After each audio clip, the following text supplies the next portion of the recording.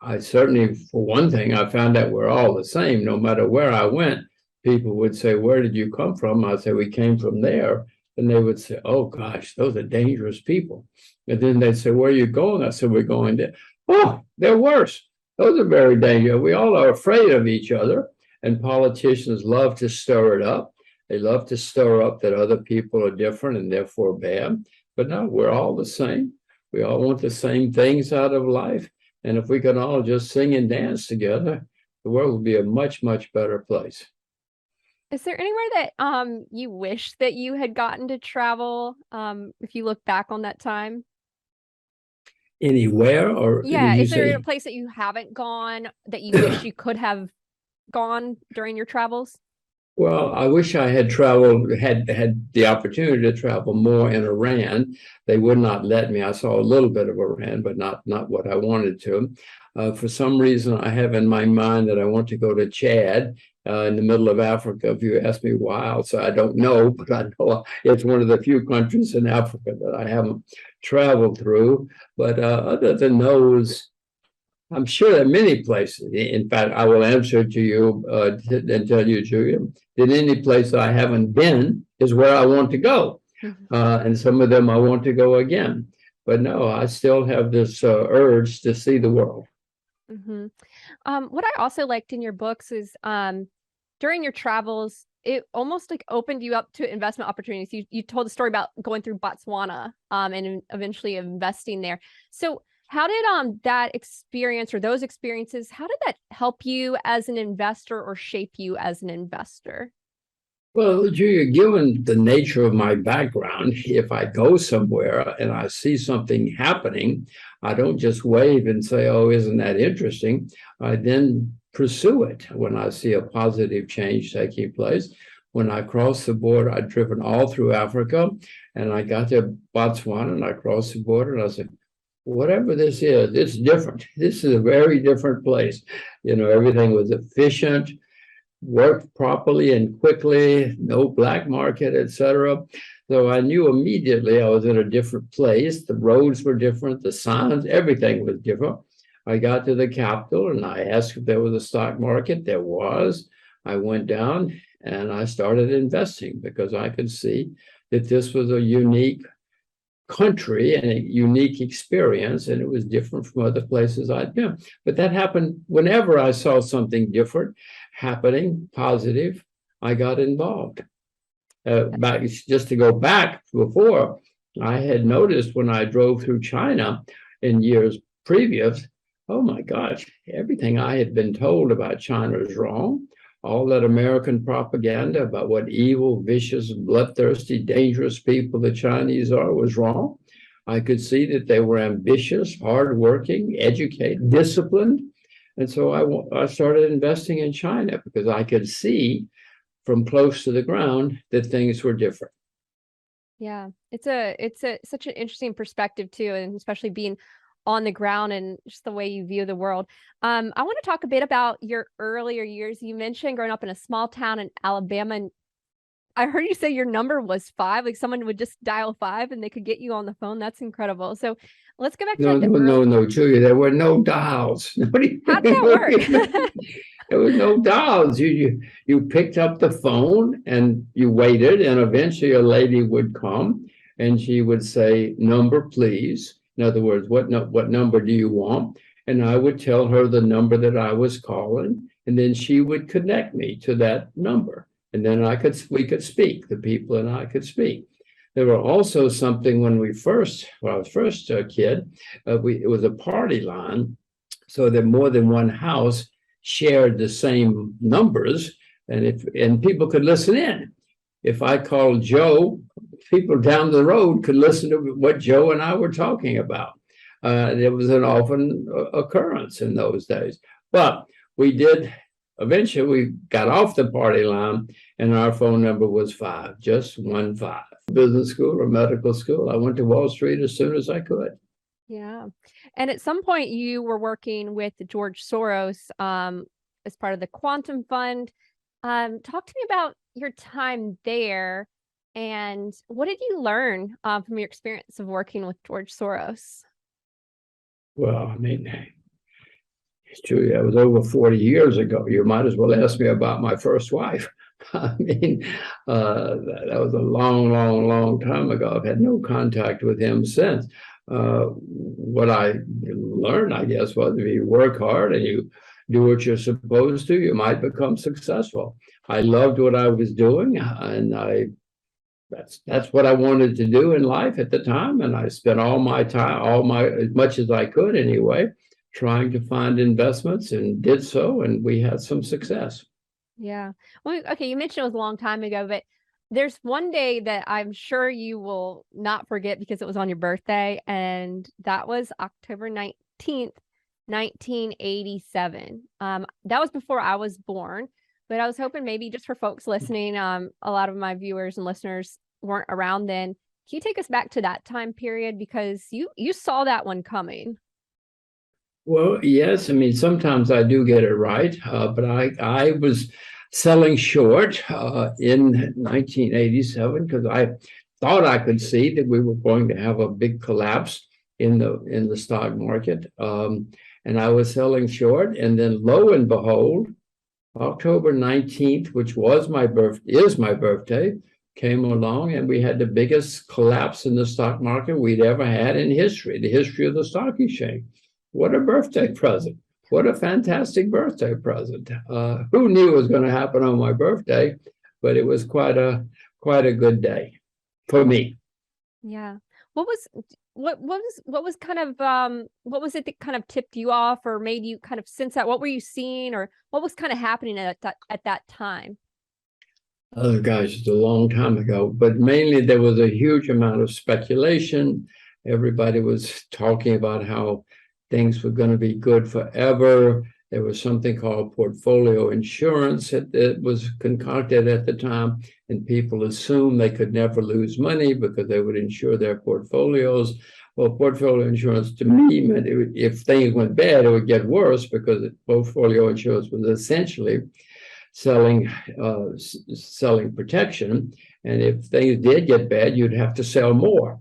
And then so I assumed that it would be quite a bad day if and when people started having problems. And lo and behold, I mean, it's not the first time I've seen a market get overheated. I do have more experience now, and overheated markets have happened throughout history all over the world. They're happening again, and they're always going to happen. So just be careful. Yeah. Um, I guess for folks also listening and watching, Jim, you've been a bit of a sage, a bit of a soothsayer, I would say. You got 1987 right. You got the financial crisis right. You're short Fannie Mae. That's something you wrote about in the book. I think even the banks. You also got the commodities bull market right. And I guess like what I want to know is how you tend to look at things differently, which I think is really neat. Can you kind of talk to us about the way you look at things, or your process, or just like a bit more about like the lens in which you look at the world or investing? Well, Julia, first of all, I want you to know I make many mistakes. I'll tell you about my first wife. Oh, what a mistake that was. What a foolish mistake that was. Well, we all learn. Yeah, well, hopefully we all learn. I certainly learned from that experience. I guess part answer to your question is that I having grown up in the backwoods of Alabama where nobody had any money. I remember when I went to Wall Street, I would hear people say the strangest things. It was almost like money could just grow on trees, like money was easy to get. Well, now back where I grew up, money wasn't easy to get. Moving away from it.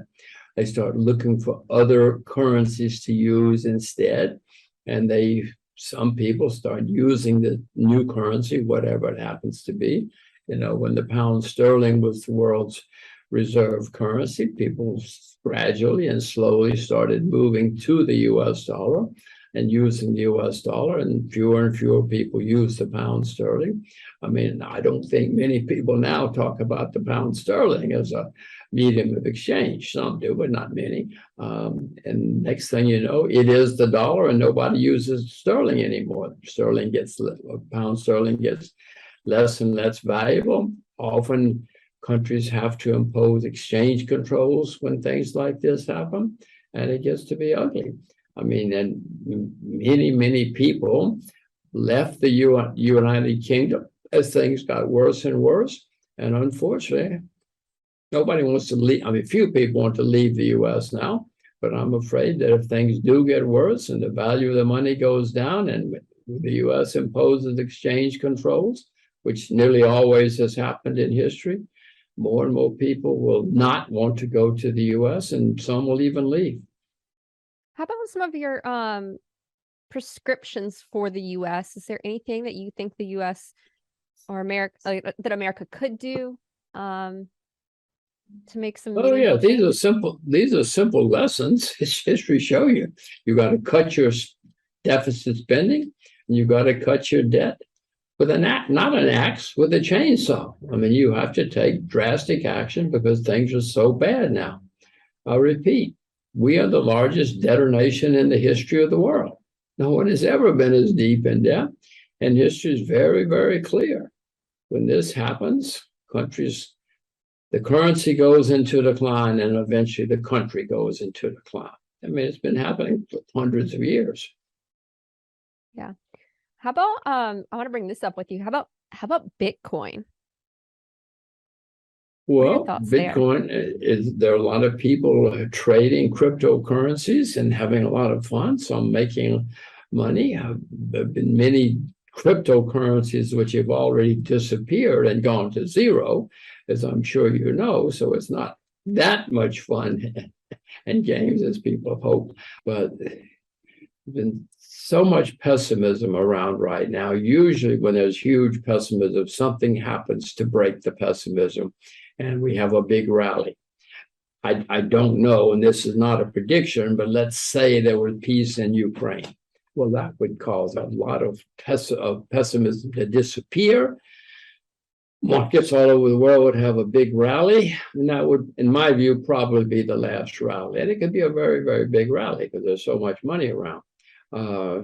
But that is my view. And when people get very, very optimistic, a way to make money is to sell short. Not always, but there is always something that's getting overpriced, but it's not always that you have the whole market getting overpriced. And that may happen again. And when it does, I urge people to learn about selling short. I guess in that vein too, like in your own experience, like what were some of the things that you learned about short selling? Do you have any like takeaways, especially for the younger investors out there watching and listening? Well, one of my great early successes on Wall Street was I was pessimistic. I bought puts, which is another way to sell short. And within 6 months, I had tripled my money when everybody around me was going broke.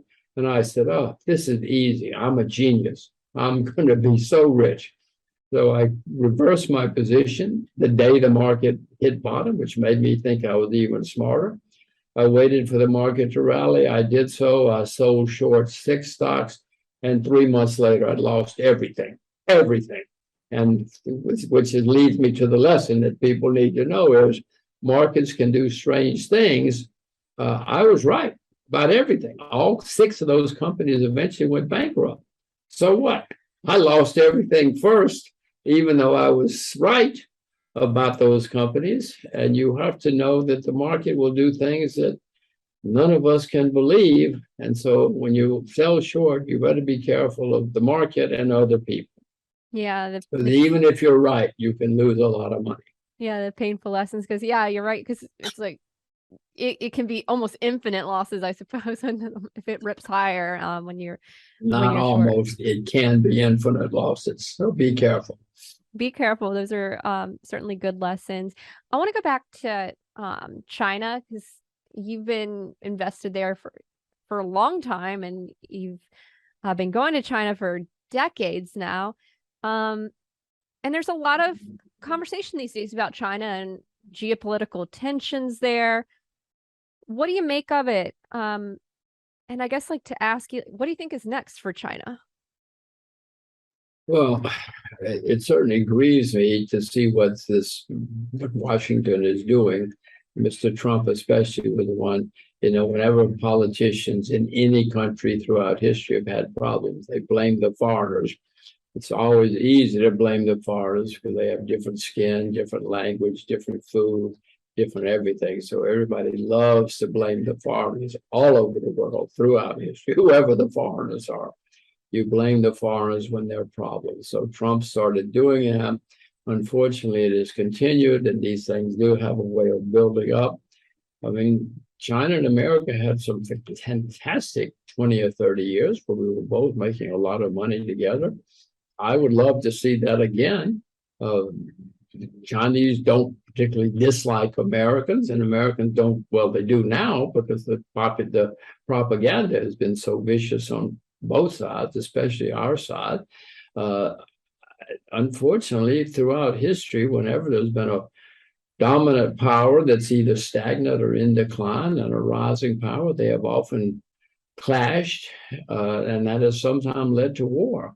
It grieves me a lot because there's no reason for us to dislike each other or to fight with each other. Some of the stuff I see, the propaganda I see on both sides, is just appalling to me. But propaganda has always been appalling throughout history, all over the world. It's amazing what governments can say and do, and people start to believe it. One of the first, probably the original guy who understood propaganda was named Goebbels. He was a Nazi, and he kept saying, if we say the same thing enough times, everybody will believe it. Unfortunately, he was right. And governments have learned that. They just if you keep saying the same thing, eventually everybody believes it, no matter how absurd it might be. Do you worry that there'll be a conflict? Well, Julia, I've read enough history to know that we've had wars since the beginning of time.